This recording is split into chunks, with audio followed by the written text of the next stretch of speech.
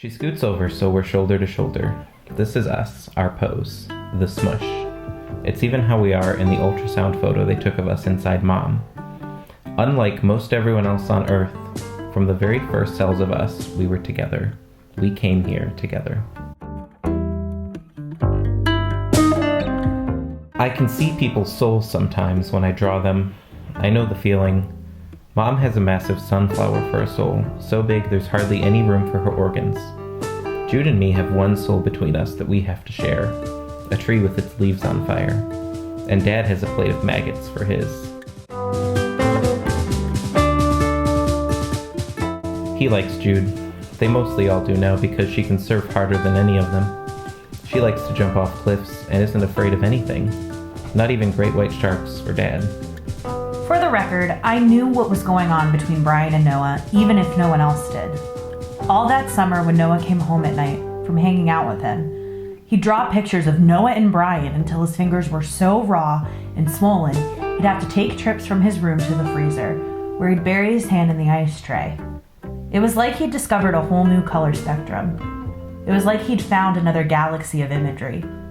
It was like he'd replaced me. Is my mom okay? You can tell me what happened. I don't take chances when it comes to Noah and the ocean. The last time I stepped foot in the water was to drag him out of it. 2 years ago, a couple weeks after Mom died, he jumped off the same Devil's Drop, got caught in a rip, and almost drowned. When I finally got his body, twice my size, chest still as stone, I slung back to shore and to revive. I was so furious at him that I almost rolled him back into the surf. But as soon as I say it out loud, I know I don't want him to tell me. I don't want to ever know. I see now paint is dripped all over the floor like multicolored blood. I've tracked it everywhere. There are handprints all over the window, the back of the couch, the curtains, lampshades. The thing is, I know I've slipped. I see my buttons popping off and flying in all directions on a daily basis. What worries me about Dad and Noah is that they seem to think that they're okay. Maybe you could give that totally lame book a rest for a while and, I don't know, get out. Talk to someone besides our dead grandmother. Think about things besides dying. I've done it all. I've slept with her jewelry under my pillow. I've stood on the beach at midnight, holding up a picture of the two of us to a blue moon. I've written letters to her and put them in her coat pockets in red mailboxes. I've thrown messages into storms.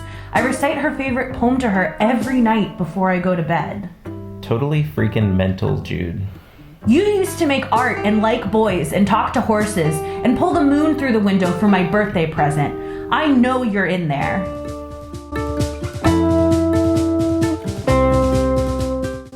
I'll give it to you. For the sun, stars, oceans, and all the trees, I'll consider it. That leaves me just the flowers, Noah. Okay, trees, stars, ocean, fine. And the sun, Jude. Oh, all right. I'll give you the sun.